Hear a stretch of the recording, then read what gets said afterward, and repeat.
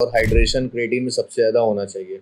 Myth भी लोगों ने बना रखा है कि क्रेटीन लेने से किडनी खराब हो जाती है, ऐसा कुछ नहीं होता। क्रेटीन एक ऐसा सप्लीमेंट है जो सबसे ज्यादा रिसर्च किया हुआ है, तो उससे ऐसा कुछ नहीं होता। लेकिन आप अगर उसको गलत या जेन्युइन से नहीं लिया, आपने लोकल ले लिया और कुछ आप उसका अब्यूज कर रहे हो, जैसे ज्यादा क्रेटीन ले रहे हो, तो वो दिक्कत करेगा आपको। एक प्रॉपर गाइडेंस में अगर आप लोगे तो कोई दिक्कत नहीं। क्रेटीन, कैफीन हो गया, कैफीन भी किस लोगों को दिक्कत करता है, कैफीन नींद नहीं आती, ये सब चीज़ें, तो प्रॉपर कैफीन का भी इंटेक होता है। वो लोग कहते हैं कि मेरे पास टाइम नहीं है, अगर चाहे तो वो दिन में कभी भी जाके वर्कआउट कर सकते। 30 मिनट भी जा रहे जिम में जा रहे, थोड़ा सा बॉडी वेट वर्कआउट किया, थोड़े से मिक्स वर्कआउट कर लिया, तो ग्रोथ वो होती रहेगी। उसमें ऐसा कुछ नहीं कि ग्रोथ नहीं होती। तो उनको बस जाना है, जब एक बार जाएंगे, एक बार रूटीन में आ जाएंगे, तो वो खुद ही अपने आप टाइम निकल आएगा उनके पास। अब इंसान बैठे बैठे रील स्क्रॉल 1 घंटे कर डालेगा, लेकिन उस जिम जाने के लिए कहोगे तो टाइम नहीं है। तो वो चीजें होती है कि लोग बहाने बहुत देते हैं। टाइम सबके पास होता है। अब अंबानी से ज्यादा बिजी तो कोई होगा नहीं कि अंबानी ज्यादा बिजी बैठे हुए लोग तो कहते सब है, लेकिन टाइम सबके पास होता है। बस वही चीज है कि बहाने ज्यादा है, कि मेहनत नहीं करना चाहता, सोचते हैं ऐसे ही हो जाए सब। ऐसे कई क्लाइंट्स आए मेरे पास जो कह रहे हैं मैं तो पूरी डाइट करता हूँ और रिजल्ट नहीं मिल रहा। जब मैंने चीजें पूछी तो सिर्फ कार्ब्स ही कार्ब्स खा रहे हैं, प्रोटीन इंटेक है ही नहीं, तो कहाँ से ग्रोथ मिलेगी उनको। तो वो चीज़ होती है ना कि न्यूट्रिशन सबसे पहले और नॉलेज अच्छी होनी चाहिए उस चीज़ की। आजकल इतने सारे मार्केट में ऑनलाइन ऐप्स हैं जो फिटनेस इंस्ट्रक्शंस देते हैं। इस दिन ये एक्सरसाइज करो, इस दिन ये एक्सरसाइज करो, आर्म्स करो, बैक करो, लेग करो, ऐसे। तो आप उसको किस हद तक सही मानते हो? कह सकते कि वो गलत है, बट पूरे हद तक वो सही भी नहीं है, क्योंकि हर इंसान का बॉडी टाइप अलग है। अब जैसे आपके पास कोई आया क्लाइंट, अब उसको है लोअर बैक की इंजरी, ठीक है। अब उस ऐप में लोअर बैक की एक्सरसाइज लिखी हुई है, उसको तो वहां बताएगा नहीं, वो तो अपना प्लान खरीद लिया उसने, अब वो वही करेगा। अब उसने किया, क्या हुआ, इंजरी बढ़ गई। अब वो चीज उसको दिक्कत देगी। अब वो कंप्लेन किससे करेगा? ऐप से तो कंप्लेन कर नहीं सकता। तो ये चीजें हैं कि इसीलिए ट्रेनर की गाइडेंस जरूरी है, कि सामने ट्रेनर अगर है, करवा रहा है, तो वो गाइडेंस ज्यादा जरूरी है। ऐसी एक चीज जो आप चाहते हो आपके क्लाइंट्स और करें? डाइट जितनी अच्छी कर ले वो लोग। तो दोस्तों, आज ही हमारा 5वां एपिसोड है और आज हमारे साथ एक फिटनेस फ्रीक, या हम उन्हें फिटनेस इन्फ्लुएंसर कह सकते हैं, और वो हमारे कोच भी रह चुके हैं जिम में। तो आज हमारे साथ पॉडकास्ट में है मिस्टर आकाश सिंह। तो आकाश जी, आप अपना इंट्रोडक्शन दीजिए और फिर हम आगे पॉडकास्ट शुरू करते हैं। थैंक यू मुझे इनवाइट करने के लिए पॉडकास्ट में। मेरा नाम आकाश सिंह है, मैं एक फ़िटनेस इन्फ्लुएंसर और एथलीट हूँ। मैं बॉडी बिल्डिंग एथलीट हूँ, प्लस एक फ़िटनेस कोच भी हूँ। मैंने अपनी जर्नी 2019 से स्टार्ट करी थी। मुझे टोटल 6 साल हो गए इस फील्ड में। मैंने कई सारे बॉडी बिल्डिंग टाइटल्स जीते हुए हैं, mister Lucknow, mister north India, mister Banaras, Kanpur में यूनिवर्सल कप, और अभी रिसेंटली प्रिपरेशन कर रहा हूँ मैं आगे के लिए, इंटरनेशनल के लिए। तो जल्दी आपको नया न्यूज़ मिलेगा कि मैं टाइटल्स मेरे अपग्रेड हो रहे हैं। तो यही। तो जैसे कि कोई नया जिम ज्वाइन कर रहा हो, कोई नया बंदा हो जी, तो आप उसको क्या क्या गलतियां करते हुए देखते हैं जिम में? मतलब क्या मिस्टेक्स वो करते हैं? नया बंदा अगर जैसे ज्वाइन करता है तो सबसे पहले देखिए, पहले तो ट्रेनर होते हैं जिम में, कुछ होते हैं बच्चे होते हैं जो ट्रेनर की सुनते भी नहीं है। तो वो लोग क्या करते हैं, अपने आप कुछ भी जाके वेट उठाने लगते हैं, तो उससे इंजरी के चांसेस ज़्यादा होते हैं। बट मेरा मानना यही है कि अगर आप जा रहे हो तो आप ट्रेनर से पूछ के करो। थोड़ा सा स्ट्रेचिंग से स्टार्ट करो, फिर वार्म अप करो अच्छे से। बेसिक तो पहले 1 हफ्ते मिक्स वर्कआउट करो, स्ट्रेचिंग करो अच्छे से, और थोड़ा पूछ के करेंगे तो बेटर रहेगा उससे, ताकि इंजरी के चांसेस कम हो। क्योंकि अगर एक बार इंजरी हो गई तो आपके लिए वो बहुत बड़ी दिक्कत है। आपको लगता नहीं कि होगी, क्योंकि जोश होता है, नया बच्चे जिम में आते हैं। हाँ। तो नया जोश होता है, बट वो इंजरी एक बार हुई तो वो बहुत लंबे समय तक रहती है।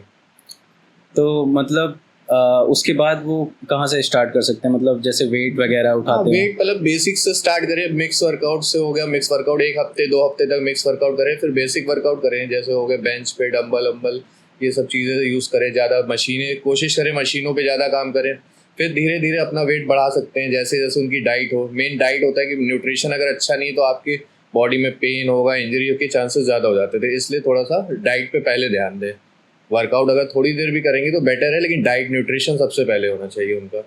तो आपको अच्छा क्या लगता है कि केवल वेट लिफ्टिंग करने से ही बॉडी बन सकती है, या उसके अलावा भी और चीज़ें हैं जिस पे हमें ध्यान देना चाहिए जब हम वर्कआउट करते हैं? नहीं, ऐसा कुछ नहीं कि वेट लिफ्टिंग से ही बॉडी बनती है। आप अगर प्रॉपर न्यूट्रिशन ले रहे हैं और प्रॉपर रेस्ट दे रहे हैं तो बॉडी जल्दी रिकवर करती है और मसल्स ग्रोथ ज़्यादा होती है, बट प्रॉपर न्यूट्रिशन सबसे ज़्यादा ज़रूरी है उसके लिए। न्यूट्रिशंस जैसे क्या क्या इंक्लूड होता है उसमें? न्यूट्रिशन जैसे प्रोटीन हो गया, आपका प्रोटीन, कार्बोहाइड्रेट हो गया, हेल्दी फैट हो गया, और प्रॉपर हाइड्रेशन हो गया, सप्लीमेंटेशन हो गया, फिश ऑयल, जैसे फिश ऑयल होता है, फैटी एसिड, ये सब चीज़ें न्यूट्रिशन प्रॉपर गाइडेंस में करें तो बेटर है वो। तो आपने अब तक मतलब आप 2019 से हैं इस फील्ड में, तो आपने अब तक लगभग कितने लोगों को ट्रेन किया होगा और किस लेवल पे किया होगा? मैंने 1000+ लोगों को किया है, क्योंकि पहले मैं एक पूरा जिम देखता था तो उसमें पूरा सारे क्लाइंट्स आते थे, उनको ट्रेन करता था। ट्रांसफॉर्मेशंस भी कराई मैंने बहुत अच्छे लेवल तक, मतलब 110 किलो से लेके मैंने 60 किलो तक भी वेट लॉस कराया है। मैंने महीने में 12-12 किलो तक वेट लॉस कराया। हेल्दी वेट लॉस, ये भी नहीं कि मतलब सप्लीमेंटेशन पे या फैट बर्नर दे के, नॉर्मल डाइट से भी वेट लॉस कराया है। बट होता है कि क्लाइंट अगर वो प्रॉपर फॉलो करे तब वो बेटर है। अगर क्लाइंट फॉलो नहीं कर रहा तो फिर वो चीज़ें है ना कि नहीं होगा वेट लॉस उतनी जल्दी। फिर कहता है ट्रेनर सही नहीं है, वो नहीं है। तो प्रॉपर न्यूट्रिशन सबसे पहले है। अगर आपको न्यूट्रिशन की नॉलेज अच्छी है तो आप सब कर सकते हो, कोई बड़ी चीज़ नहीं है ट्रांसफॉर्मेशन, बस न्यूट्रिशन अच्छा होना चाहिए। फिर भी एक नॉर्मल बंदा जैसे मेरे जैसा बंदा है, मैंने आज तक अपनी लाइफ में ज़्यादा से ज़्यादा 6 महीने जिम किया होगा।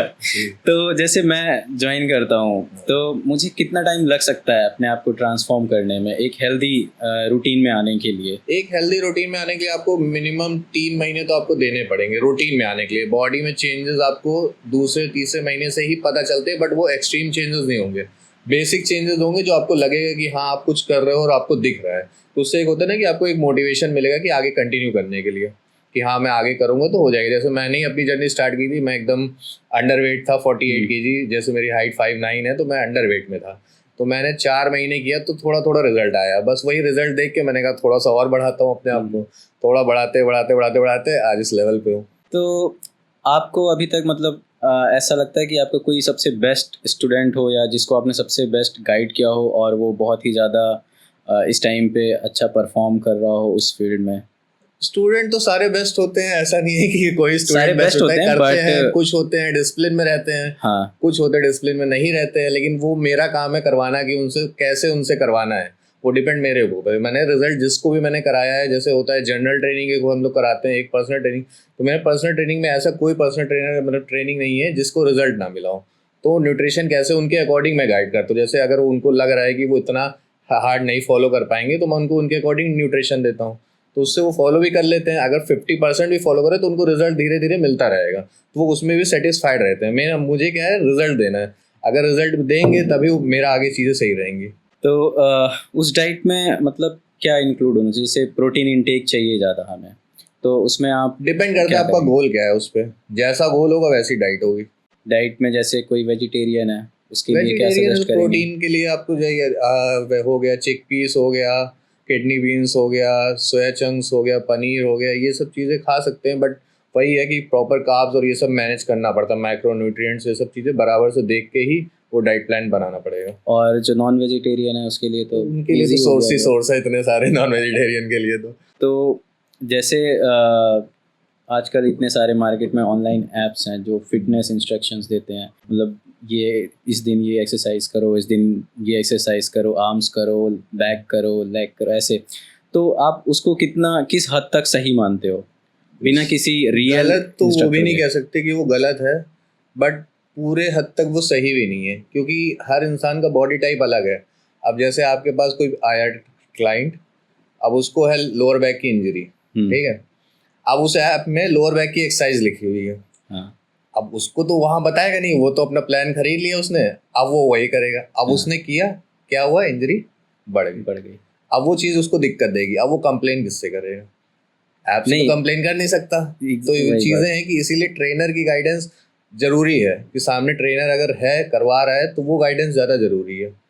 हाँ, यही मुझे भी लगता है कि अगर आप नए हो तो आपको हमेशा एक ट्रेनर के गाइडेंस में ही करना चाहिए, अकेले नहीं करना चाहिए। मतलब वो इंस्ट्रक्शन सही दे रहा है बट उस ऐप को पता नहीं है कि हाँ आपको क्या इंस्ट्रक्शन गलत नहीं कह सकते उसके, लेकिन हाँ पूरी तरह सही भी नहीं कह सकते उस चीज़ को। अब जैसे कोई बंदा है बहुत 6 महीने से एक्सरसाइज कर रहा है, वो जिम कर रहा है, वर्कआउट करे जा रहा है, डेली रूटीन फॉलो कर रहा है, प्रॉपर डाइट ले रहा है, फिर भी उसकी जो बॉडी ग्रोथ है वो एक जगह अटक गई है। कुछ तो ना कुछ होगा उसकी दिक्कत, जैसे या तो उसने न्यूट्रिशन नहीं प्रॉपर लिया होगा, वो सिर्फ कह रहा है कि मैंने न्यूट्रिशन अच्छा ले रहा हूँ, लेकिन जब आप पूछोगे उससे बताओगे तो चीज़ें को पता चलती हैं। ऐसे कई क्लाइंट्स आए मेरे पास जो कह रहे हैं मैं तो पूरी डाइट करता हूँ और रिजल्ट नहीं मिल रहा। जब मैंने चीज़ें पूछी तो वो सिर्फ कार्ब्स ही कार्ब्स खा रहे हैं, प्रोटीन इंटेक है ही नहीं, तो कहाँ से ग्रोथ मिलेगी उनको। तो वो चीज़ होती है ना कि न्यूट्रिशन सबसे पहले और नॉलेज अच्छी होनी चाहिए उस चीज़ की। अब बिगनर्स भी होते हैं, कह देते हैं कि हाँ मैं ये खा रहा हूँ, अब सोचते हैं रोटी खा के वो पूरी बॉडी बना लेंगे, तो ऐसा नहीं होता कि पूरी रोटी से ही आपको पूरा प्रोटीन मिल जाएगा, ऐसा नहीं है। प्रोटीन कार्ब्स मिलेगा आपको, उससे फैट मिलेगा, वो सब चीज़ें भी हैं, तो वो चीज़ें थोड़ा सा देखना पड़ता है। अब जैसे मसल्स हैं, मतलब किसी के पास मसल्स ज़्यादा है नहीं, लीन बॉडी है पूरी, तो उसको मसल ग्रो करने में कितना टाइम लग सकता है? डिपेंड, अगर वो एक्टो गेनर में है जैसे, तो उसको उसी हिसाब से ट्रेन करना पड़ेगा। कार्ब्स का, प्रोटीन का, इन सब का इंटेक अच्छा रखना पड़ेगा, स्लीप प्रॉपर, हाइड्रेशन प्रॉपर, कुछ सप्लीमेंट्स भी ऐड करेगा। अगर सप्लीमेंट नहीं ऐड करना चाहता तो उसी हिसाब से डाइट आपको चेंज करनी पड़ेगी। अगर सप्लीमेंट ऐड कर सकता है तो वो भी उस हिसाब से चीज़ें होती हैं, मतलब कर सकता है, कोई बड़ी चीज़ नहीं है। गेनर, मैं भी एक्टो गेनर से ही यहाँ तक आया हूँ, तो कोई बहुत बड़ी चीज़ नहीं है। हाँ टाइम लगेगा, क्योंकि एक्टो गेनर धीरे धीरे गेन करते हैं, तो थोड़ा टाइम ज़्यादा लगता है उनके में। हाँ ये तो है, टाइम रेगुलर जाना पड़ेगा, प्रॉपर डाइट लेनी पड़ेगी, कंसिस्टेंसी होनी चाहिए, तभी हो सकता है। कंसिस्टेंसी जरूरी है, आप चाहे वेट लॉस करो वेट गेन करो, कंसिस्टेंसी सबसे ज़्यादा जरूरी। हाँ, अब जैसे आज की लाइफ में ज़्यादा टाइम मिल नहीं पाता है किसी को, सब अपने काम में बिजी, कोई जॉब कर रहा है, तो आप ऐसा कुछ शेड्यूल बता सकते हैं जो कि एकदम बहुत शॉर्ट, मैं कहूँगा जैसे 30 मिनट के लिए, 30 मिनट में ऐसे कौन सा वर्कआउट वो करे कि उसकी बॉडी को मतलब थोड़ा सा स्ट्रेच कर पाए, वो मतलब थोड़ा सा वर्किंग। ऐसा तो है नहीं कि अब इंसान के पास टाइम नहीं है, वो कहता है मेरे पास टाइम नहीं है, बिजी शेड्यूल सबका होता है, मेरा खुद का भी रहता है, फिर भी मैं अपना टाइम दे रहा हूँ, शो के लिए टाइम दे रहा हूँ, अपना जॉब कर रहा हूँ, अपने घर के काम कर रहा हूँ, घर देख रहा हूँ, अपनी बाकी चीज़ें इन्फ्लुएंसिंग का भी देख रहा हूँ। तो टाइम सबके पास होता है। वो लोग कहते हैं कि मेरे पास टाइम नहीं है, अगर चाहे तो वो दिन में कभी भी जाके वर्कआउट कर सकते हैं। अब उनके पास, उनको कौन सा कॉम्पिटिशन तो खेलना नहीं है कि हाँ वो उनको प्रॉपर टाइम पे जाना है, प्रॉपर। अगर वो 30 मिनट भी जा रहे हैं, जिम में जा रहे हैं, थोड़ा सा बॉडी वेट वर्कआउट किया, थोड़े से मिक्स वर्कआउट कर लिया, तो ग्रोथ वो होती रहेगी, उसमें ऐसा कुछ नहीं कि ग्रोथ नहीं होती। तो उनको बस जाना है, जब एक बार जाएंगे, एक बार रूटीन में आ जाएंगे, तो वो खुद ही अपने आप टाइम निकल आएगा उनके पास। अब इंसान बैठे बैठे रील स्क्रॉल 1 घंटे कर डालेगा, लेकिन उस जिम जाने के लिए कहोगे तो टाइम नहीं है। तो वो चीज़ें होती हैं कि लोग बहाने बहुत देते हैं। टाइम सबके पास होता है। अब अंबानी से ज़्यादा बिजी तो कोई होगा नहीं कि अंबानी ज़्यादा बिजी बैठे हुए लोग, तो कहते सब है, लेकिन टाइम सबके पास होता है। बस वही चीज़ है कि बहाने ज़्यादा है, कि मेहनत नहीं करना चाहता, सोचते हैं ऐसे ही हो जाए सब सही। हाँ ये तो है। जैसे फिटनेस की फील्ड में आपको ऐसा क्या लगता है जो एक बहुत बड़ा मिथ है जिसके पीछे मतलब बहुत सी नेगेटिव बातें भी उसके बारे में होती हैं, बहुत पॉजिटिव बातें भी, तो मतलब ऐसा कोई मिथ है आप जो जानते हो और उसको आप मतलब बताना चाहें पॉजिटिव वे में? मिथ बहुत सारे हैं, जैसे सप्लीमेंट्स को लेके है, एक्सरसाइज को लेके है, वेट उठाने को लेके है, बहुत सारे मिथ्स। अब जैसे कुछ लोग कहते हैं कि ज़्यादा वेट उठाओगे तो बॉडी रुक जाएगी। ऐसा कुछ नहीं होता कि वो ज़्यादा वेट उठाने से बॉडी रुक जाती है, सब न्यूट्रिशन पे डिपेंड करता है। अगर आप वेट उठा रहे हो, न्यूट्रिशन प्रॉपर है आपका, तो आराम से बॉडी ग्रोथ लेगी, बल्कि क्योंकि जब तक मसल ब्रेकडाउन होगा नहीं तब तक बॉडी ग्रोथ करेगी भी नहीं, तो इसलिए वो चीज़ ज़रूरी है।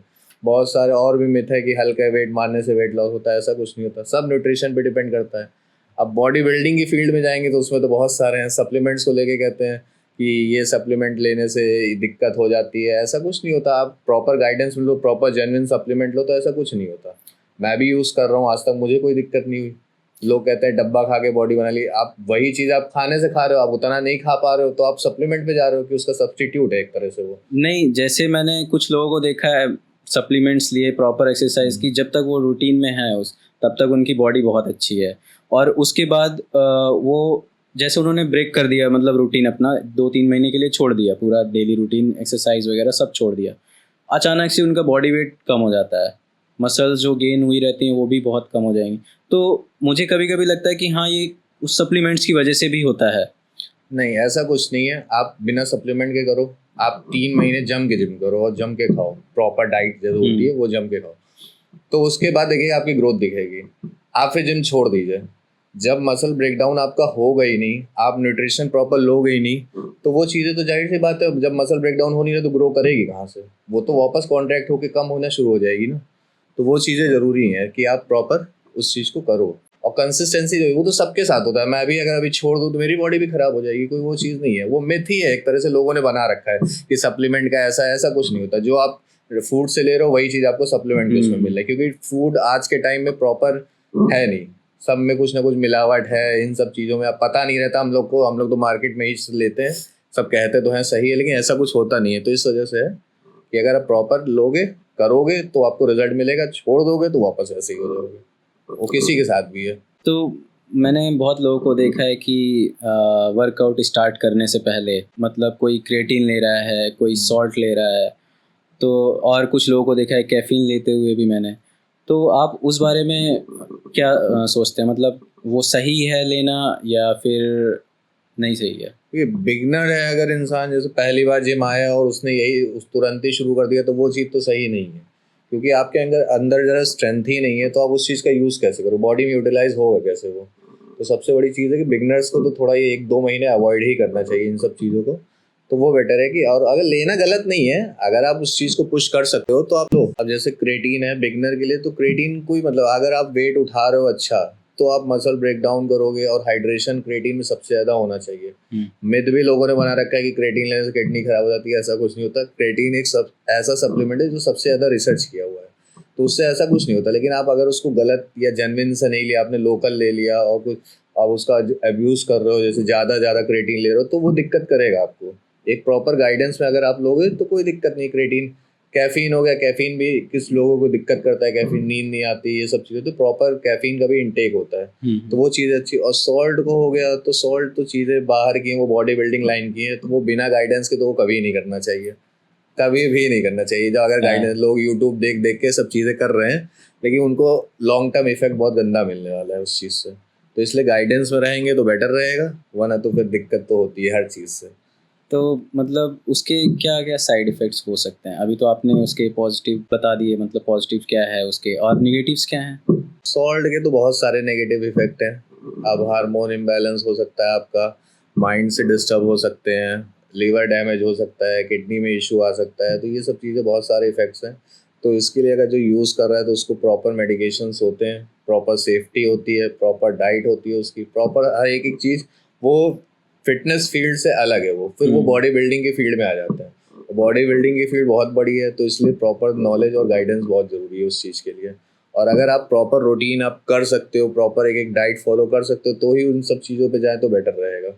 वरना तो ऐसे कोई मतलब नहीं है, आप टाइम पास के लिए लो, मैं भी यूज़ कर लेता हूँ, बना लूँगा बॉडी, तो ऐसे नहीं बनती वो। उसमें नॉर्मल बॉडी जिम करने से उसके डबल मेहनत हो जाती है उसको यूज़ करने पे। तो वो सब चीज़ें हैं थोड़ी-सी।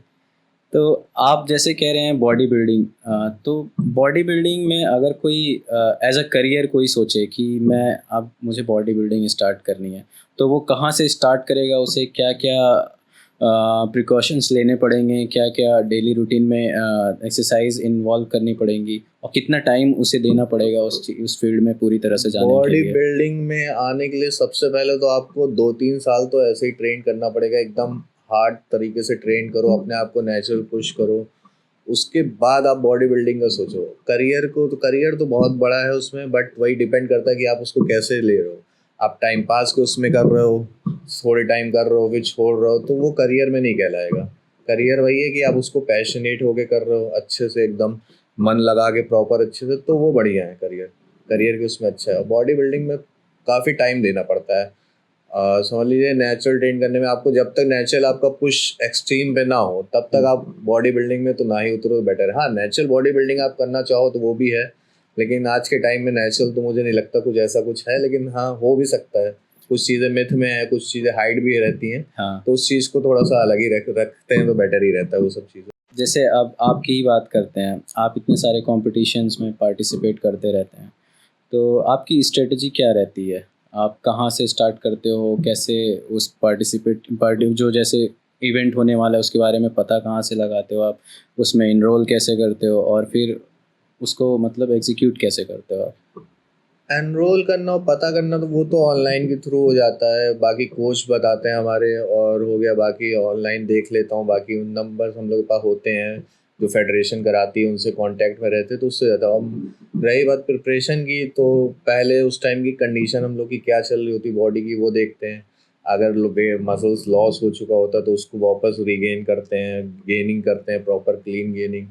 फिर उसके बाद फिर उसको कट डाउन करते हैं, श्रेडेड में ले जाते हैं कि शेप में प्रॉपर एक एक मसल फाइबर दिखे। जितनी अच्छी कंडीशन, जितना अच्छा साइज दिखे, जितना अच्छा श्रेडेड रहेंगे, वो कंपटीशन के लिए ज़्यादा बेटर है। क्योंकि वहाँ पे जाके सिर्फ खेल के आना, तो वो तो नॉर्मल कोई भी जा सकता है, नॉर्मल भी खेल सकता है।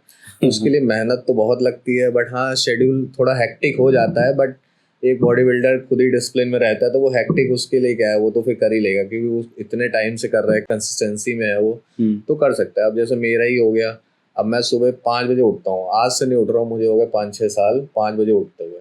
अब सुबह मैं कार्डियो करता हूँ, फिर उसके बाद अपनी ट्रेनिंग्स कराता हूँ, सारी जितनी भी मेरी जिम में ट्रेनिंग्स हैं उनको कराता हूँ।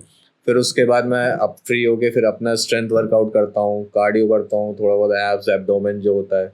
फिर उसके बाद फिर अपना घर जाता हूँ, रेस्ट डाइट वाइट लेता हूँ। फिर उसके बाद अपने शाम को फिर जिम जाता हूँ, फिर ट्रेनिंग्स अपनी कराता हूँ। फिर जो मेरी वीक मसल है वो उसको टारगेट करता हूँ, अगर कोच ने कहा है ऐसा करने को तो।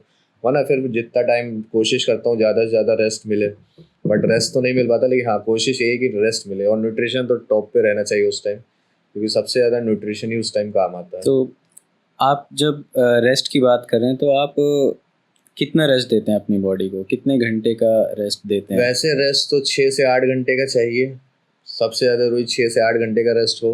कोशिश यही करता हूँ कि एक बार में तो नहीं हो पाता मेरे से, क्योंकि शेड्यूल ही मेरा इतना हेक्टिक रहता है। तो जैसे आधा, जैसे 5-6 घंटे रात में हो गया, नाइट स्लीप हो गई, बाकी दिन में भी कोशिश करता हूँ थोड़ा बहुत टाइम मिल जाए मुझे सोने के लिए। तो ये रहता है कि हाँ 7-8 घंटे तो कोशिश निकल आते हैं सोने के लिए आराम से। तो रिलैक्स रहती बॉडी। कभी कभी होता है कि हाँ कुछ काम पड़ गया, हेक्टिक हो गया बहुत ज़्यादा, तो माइंड भी उसी तरह डिस्टर्ब होने लगता है। इसलिए रेस्ट इस फील्ड में, बॉडी बिल्डिंग में सबसे ज़्यादा ज़रूरी है कि जितना आप रेस्ट रहोगे, रिलैक्स रहोगे, उतना अच्छा आप फोकस कर पाओगे। और फोकस सबसे ज़्यादा इस टाइम पे ज़रूरी होता है। फोकस की बात आप कर रहे हैं, तो फोकस किस चीज़ पे होना चाहिए हमारा सबसे ज़्यादा?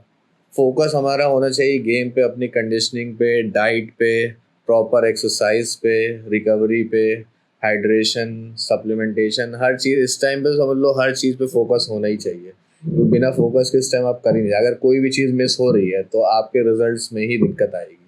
इसलिए एक एक चीज़ प्रॉपर पे होना चाहिए इस टाइम पर। और जैसे लखनऊ का हम बात करते हैं, तो लखनऊ में लोकल फेडरेशंस, जैसे आपने कहा, मतलब कितने लोकल फेडरेशंस होंगे, कितना सपोर्ट मिलता है उन फेडरेशंस को गवर्नमेंट की तरफ से, और किस लेवल पे वो ऑर्गेनाइज करवाते हैं अपने इवेंट्स? गवर्नमेंट की तरफ से कहते तो फेडरेशन को क्या, जिम को ही जल्दी सपोर्ट नहीं मिलता।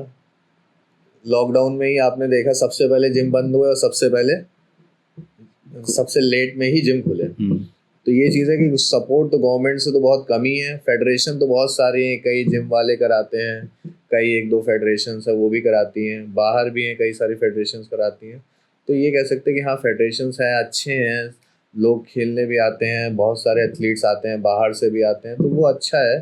बट हाँ गवर्नमेंट से सपोर्ट मिलना थोड़ा सा मुश्किल है यहाँ पे। अगर गवर्नमेंट सपोर्ट करे अच्छे से तो एथलीट्स बहुत हैं अच्छे अच्छे जो बाहर अच्छे लेवल पे जा सकते हैं। बट वही है कि गवर्नमेंट सपोर्ट करना चाहिए, गवर्नमेंट। अभी तक की जर्नी में आपकी सबसे बड़ी अचीवमेंट क्या रही है इस फील्ड में? अभी तक की जर्नी में मतलब जब भी मैंने शो खेला, मेरा पहला ही शो था, थोड़ा सा ज़्यादा हेक्टिक हो गया था चीज़ें, क्योंकि अचानक से मैंने शो के लिए प्रेप किया था।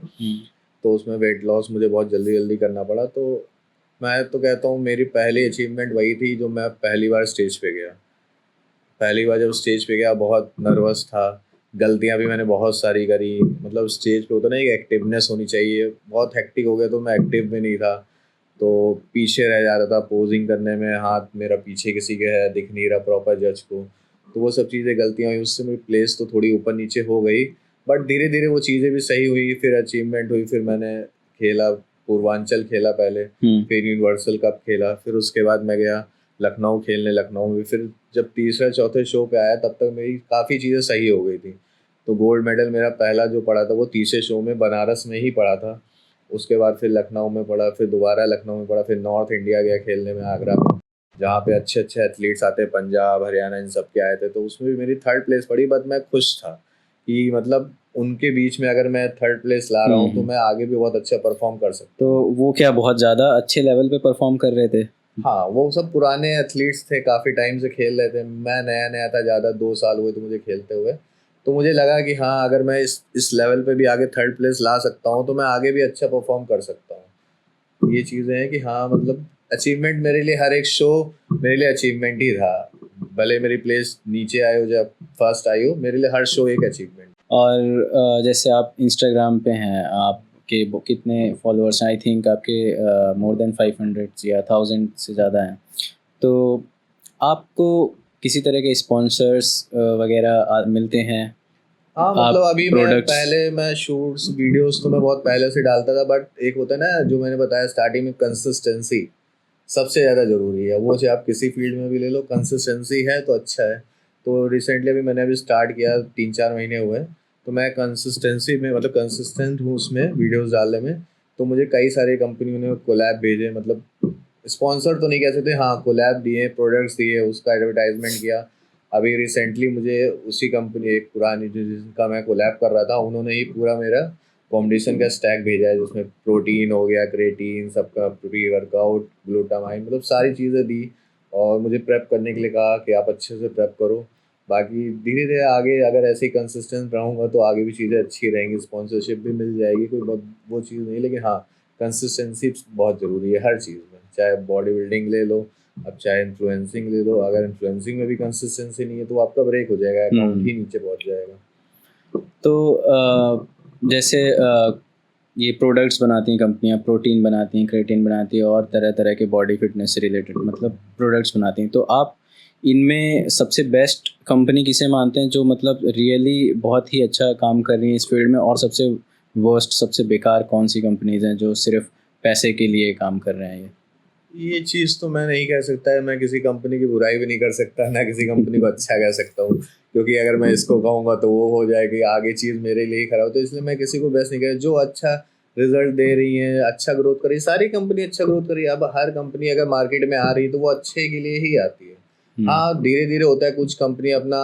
क्वालिटी लो कर देती हैं तो उनके रिजल्ट्स कम हो जाते हैं। तो उस चीज़ पे अगर सारी कंपनियां ध्यान दें, कंपटीशन तो है मार्केट में हर चीज़ का है, बहुत सारी कंपनियां हैं न्यूट्रिशंस की। तो इस चीज़ है कि कंपटीशन तो बहुत है, बट आपको क्वालिटी पे और रिजल्ट्स पे ज़्यादा फोकस करेंगे तो बेटर है कि आपकी कंपनी भी ग्रो करेगी। तो इसलिए कंपनी तो मेरे लिए तो सारी अच्छी हैं। तो वो चीज़ें हैं। जैसे अपने इंडिया में, और ख़ासकर हम लोग यूपी से हैं, तो यूपी में अगर कोई लड़का घर से जिम स्टार्ट कर रहा तो सबसे पहले उसको डिमोटिवेट करने के लिए उसके घर वाले ही आ जाते हैं आगे। तो जब आपने स्टार्ट किया तो आपको ऐसे कैसे, कितने ऐसे लोग मिले जिन्होंने आपको हमेशा डिमोटिवेट करने की कोशिश करी, और आपको सबसे ज़्यादा सपोर्ट किसने किया इस फील्ड में?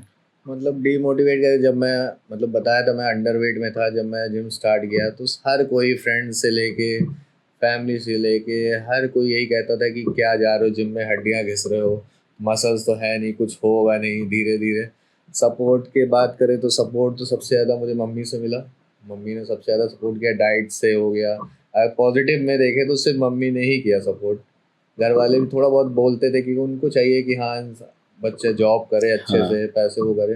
अब स्पोर्ट्स में हर कोई उतना नहीं समझता है आज के टाइम में, सोचते हैं स्पोर्ट्स करके क्या मिलेगा, कुछ नहीं मिलेगा, क्योंकि रीज़न वही है कि सपोर्ट गवर्नमेंट से भी नहीं मिल रहा। कि इंसान अगर गवर्नमेंट से मिल रहा हो सपोर्ट तो घर वाले भी देख रहे होंगे कि हाँ गवर्नमेंट अच्छा सपोर्ट करी तो वो आगे नहीं, बढ़ने का वही वो कर सकते अभी हैं। किसी को पता नहीं इसमें स्कोप क्या है, कोई जॉब हाँ, भी तो नहीं वो है चीज़ें सिर्फ। हैं, लोगों को पता भी नहीं है। तो बाकी सपोर्ट तो कह सकते हैं, और सबसे बड़ा सपोर्ट होता है कि आपका कोच, जो आपको कोचिंग दे रहा है, आपको तैयार कर रहा है उस चीज़ के लिए, वो कैसा है। तो मतलब कोच भी अच्छे थे मेरे, सब ने सपोर्ट किया, फ्रेंड्स भी अच्छे थे मेरे, कई स्टूडेंट्स भी थे जिन्होंने बहुत अच्छा अच्छा सपोर्ट दिया मुझे। बहुत टाइम आया ऐसा कि बहुत लो था मैं उस टाइम पे, मेरा मन नहीं कर रहा था, तो उस टाइम भी कई सारे सपोर्ट्स मिले। मतलब है तो लाइफ में बहुत सारे सपोर्ट, मतलब सपोर्ट मिला, नहीं भी मिला, बट होता है ना कि एक डिटर्मिनेशन था मेरा कि मुझे खेलना है तो खेलना है। तो मैंने रुका नहीं, बहुत बार डिमोटिवेट हुआ, परेशान हुआ, बट मैं खेलता रहा। तो आज जाके मतलब अब तो घर वाले भी सपोर्ट करते हैं, ऐसा कोई मना नहीं करता कि ना खेलो। बस पूछ लेते हैं कि खा रहे हो कि नहीं खा रहे हो, तो बता देता हूँ, तो उसी हिसाब से डाइट वाइट भी हो जाती है मेरी। तो कोई दिक्कत नहीं, सपोर्ट तो अब हर जगह से है, मतलब कोई ऐसा कुछ नहीं कि कोई तो सपोर्ट नहीं करता। स्पेशली अगर बात करूँ मैं आपके फादर की तो उनका कैसा रिएक्शन था स्टार्टिंग में और अब? फर्स्ट टाइम कहूँ तो मतलब फर्स्ट टाइम जब मैं शो बनारस गया हुआ था खेलने, मैं रात भर ट्रैवल करके वापस आया, ट्रॉफी 4th प्लेस पड़ी थी मेरी, ट्रॉफी मेडल्स स्टैब सप्लीमेंट जो भी गिफ्ट्स मिले थे। वो लेके आया। तो सुबह सुबह मैं घर पहुंचा तो मैंने सबको, मम्मी खुश हुई, दादी मतलब फैमिली में खुश हुए। पापा ने यही पूछा, सबसे पहले जवाब उनका यही था कि क्या मिला करके। अब वही है ना कि उनको नहीं पता क्या कर रहा हूँ क्या नहीं, तो थोड़ा सा नेगेटिव था। लेकिन फिर धीरे धीरे लोगों ने जब बोलना मेरे बारे में चालू किया, रिलेटिव्स ने तारीफ करनी चालू की, लोगों ने पूछने लगे सब, तो वो भी पॉजिटिव में आ गए। तो इसलिए अब कोई कुछ नहीं कहता, सब सपोर्ट करते हैं। तो बढ़िया मज़ेदार है अब चीज़ें। तो अब आराम से मैं खेल सकता हूँ। अब इसीलिए मैं अब दोबारा प्रिपरेशन कर रहा हूँ। 2 साल का गैप हो गया मुझे करते, अच्छा, तो इसलिए दोबारा मैं प्रिपरेशन तो कर रहा हूँ। आपके मतलब फ्यूचर गोल्स क्या हैं? आप तो इसी फील्ड में ही रहना ही चाहते होंगे अब, और अब आपके क्या प्लान्स हैं आगे इसको अभी तो बढ़ाने मैं के लिए? आगे, अभी तो शो ही की तैयारी कर रहा हूँ। तो अब थोड़ा नेशनल लेवल अपने आप को अपग्रेड करना चाहता हूँ। तो इसलिए नेशनल और इन्फ्लुएंसिंग में थोड़ा फोकस दे रहा हूँ, ताकि इन्फ्लुएंस कर सकूँ लोगों को, सही नॉलेज गाइड कर सकूँ लोगों को अच्छे से। जो नए नए लोग आ रहे हैं इस टाइम पे गलत चीज़ें कर रहे हैं, तो उनको थोड़ा सा सही चीज़ें बता सकूँ, और थोड़ा सा अपने आप को ग्रो करूँ और एक अच्छा एथलीट बनूँ आगे चल के। अभी आपके क्या डेली रूटीन्स हैं? मतलब आपका डाइट, वर्कआउट और स्लीप कितना लेते हैं? कितना वाटर इनटेक होता है? कैसे अब करेंगे? डाइट तो हो गया, शेड्यूल को लेकर शेड्यूल मैं आपको बताता हूँ। जैसे मेरा मॉर्निंग का शेड्यूल है कि मुझे कार्डियो करना है मॉर्निंग में, 30 to 45 मिनट्स में कार्डियो करता हूँ। उसके बाद थोड़ी देर मुझे फास्टिंग में रहना पड़ता है। फिर डाइट लेता हूँ, अपनी प्री मील लेता हूँ। फिर उसके बाद मैं अपना वर्कआउट करता हूँ। वर्कआउट करके फिर मैं घर जाता हूँ, अपनी मील वील्स प्रॉपर लेता हूँ, थोड़ी देर रेस्ट करता हूँ। कोशिश करता हूँ कि 1-2 घंटे मैं सो सकूँ, अच्छे से स्लीप ले सकूँ। जैसे फिटनेस में आप इतना इन्वॉल्व हैं, तो आपने जब जर्नी शुरू की होगी उस टाइम पे तो कोई अर्निंग नहीं रहती है, अर्निंग तो तो नहीं आपने थी। अपने डाइट कैसे मैनेज करी? आपने घर से पैसे मांगे या घर का ही खाना खा के काम चलाया?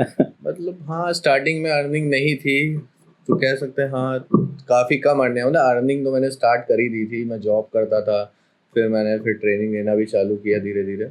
तो ये था कि अर्निंग थोड़ी बहुत थी, तो उसी हिसाब से मैनेज करता था। जो चीज़ें हो पाती थी मैं, जो अर्निंग होती थी उससे करता था। बाकी मैं घर के जो चीज़ें होती थी, जो घर से मिल सकती थी, मैं वो खाता था। तो इसी तरह धीरे धीरे आया। फिर जैसे जैसे मैं ट्रेनिंग देने लगा धीरे धीरे, तो अर्निंग भी धीरे धीरे बढ़ने लगी। जब मैंने शो खेला, तो उसके बाद जब देखा लोगों ने कि शो खेला है, तो लोगों को होता है ना कि हाँ, मैं उन्होंने बॉडी बनाई तो मैं भी बनाना चाहता हूँ। तो ये कई सारे लोग मेरे पास ट्रेनिंग के लिए भी आए, मैं उनको ट्रेन किया, तो उनसे भी चार्ज करता। तो धीरे धीरे अर्निंग सोर्स तो बढ़ा मेरा, और अच्छी चीज़ें भी रहीं। फिर मैंने जिम, काफ़ी टाइम बाद मैंने जिम स्विच किया। तो जब स्विच किया तो मेरी और भी चीज़ें अच्छी हुई। काफ़ी ट्रेनिंग्स मैंने कराई, बताया था मैंने आपको स्टार्टिंग में ही। जैसे वेट लॉस कराया, 5 हफ्ते में 12 किलो, 2 महीने में 18 किलो, मतलब ऐसे कराया। तो मेरे पास कई क्लाइंट्स हो गए अच्छे, जो मतलब अच्छा खासा ट्रेन कर रहे हैं, आज भी मेरे साथ हैं, प्रॉपर कर रहे हैं, उनकी फिजिक भी अच्छी हो गई। तो मतलब कई सारे लोग हैं ऐसे। तो अर्निंग धीरे धीरे हो जाती है, बट वही है कि आपको प्लानिंग के साथ करना पड़ता है चीज़ें। ऐसे नहीं, फिटनेस फील्ड बहुत बड़ी है। आज यहाँ से लेके लखनऊ से लेके अदर स्टेट्स में चले जाओ, अदर सिटी में चले जाओ, हर जगह फिटनेस ज़रूरी है। क्योंकि इंसान आज के टाइम में ऐसा हो गया है कि सिर्फ पैसा कमाना चाह रहा है, अपनी हेल्थ पे ध्यान नहीं दे रहा। अब हेल्थ पे ध्यान नहीं दे रहा, फिर फाइनली जाता है वो डॉक्टर के पास। अब वेट बढ़ गया बेचारे का, अब वो करे तो करेगा, डॉक्टर कहता है वेट लॉस करो। अब वेट लॉस करना है तो वो जा रहा सीधे जिम। जिम। कि सबसे, भले इंसान कहते हैं जिम से दिक्कत होती है, लेकिन जब डॉक्टर कहता है वेट लॉस करो तो उसको सिर्फ जिम ही याद आता है। तो वही चीज़ है कि जब जिम, इंसान है, फिटनेस फील्ड बढ़ी अब धीरे धीरे, सब तो बढ़ रही है पर धीरे। जिम ज्वाइन करने से ही काम नहीं चलता ना। अब अगर मैं बात करूं जिम के सब्सक्रिप्शन प्लान्स की, जी। तो जैसे मैं 3 महीने का प्लान ले रहा हूँ, मैंने लिया एक बार, वो मुझे कॉस्ट किया ऑलमोस्ट 6,500 रुपये। जी। और अगर 1 साल का ले रहा हूँ तो वो जा रहा है लगभग 13,000 रुपये। तो हर कोई अफोर्ड नहीं कर पाता। जब तो सब्सक्रिप्शन ही इतना महंगा है हमारे कंट्री में, मान लो आप लखनऊ की ही बात कर लो अपनी कंट्री में, तो लखनऊ सिटी में ही इतना महंगा सब्सक्रिप्शन है। अगर हम अदर मेट्रो सिटीज़ की बात करें वहाँ पे तो और महंगा होगा। तो एक नॉर्मल बंदा कैसे अफोर्ड कर पाएगा फिटनेस? अगर वो चाहता भी होगा तो नहीं कर पाएगा। हाँ, ऐसा होता है कि हाँ, अफोर्ड नहीं कर सकता। लेकिन ये भी चीज़ है कि अगर वही उसको अभी कोई दिक्कत हो जाए, हम्म। मान लो उसके लिवर में दिक्कत आ गई, अब वो गया डॉक्टर के पास, ठीक है। अब डॉक्टर के पास गया, अब डॉक्टर कितना बिल बनाएगा नहीं पता उसको। अब उसने 2 महीने दवा करवाई, ठीक है, उसके हो गए 20,000 रुपये खर्च, ठीक। अब 20,000 सब्सक्रिप्शन कितने था, 13,000 में, फिर भी उसको एक्स्ट्रा ही खर्च हुआ। और अगर ऐसा है तो जिम ऐसा नहीं है कि बहुत बड़े बड़े जिम है, एक्सपेंसिव जिम है, छोटे जिम भी आप वहाँ से स्टार्ट करो। जब आपकी अर्निंग सोर्स आ जाए तो आप फिर अपग्रेड करो उस चीज़ को। लेकिन अगर करना है तो आप कर सकते हो, अगर नहीं भी है अर्निंग आप घर पे वर्कआउट कर सकते हो, होम वर्कआउट कर सकते हो। करना हो तो इंसान कर सकता है, रनिंग कर सकते हो, फील्ड में वर्कआउट कर सकते हो, बॉडी वेट वर्कआउट कर सकते हो। वो तो सिर्फ बहाना है कि अर्निंग नहीं है। वो चीज़ें मेरी भी अर्निंग नहीं थी तब भी मैंने जिम किया था। तो मतलब वो चीज़ें हैं कि वो सिर्फ बहाना है। आप ट्यूशन पढ़ा सकते हो, अगर स्टूडेंट हो आप ट्यूशन पढ़ा के अर्निंग करो। तो आपको अर्निंग तो करनी है, आज नहीं तो कल करोगे। अब कल के लिए सोचोगे, आपकी दिक्कत अभी होगी तो कल का क्या करोगे। और डॉक्टर सीधी सी बात है, जो चीज़ें मेडिकेशन से होती है, अगर आप प्रॉपर जिम कर रहे हो पहले से तो काफ़ी चीज़ें आपकी कभी वो दिक्कत आती ही नहीं है। ब्लड प्रेशर हो गया, ये सब चीज़ें आज इंसान खाते खाते बाहर का खा रहा है, कोलेस्ट्रॉल बढ़ रहा है, फिर ब्लड प्रेशर भी दिक्कत आ रही है, थायराइड हो जा रहा है। सब चीज़ें सब इन्हीं सब चीज़ों से हैं जो लाइफस्टाइल लोगों की ख़राब हो रखी है। हाँ ये तो है।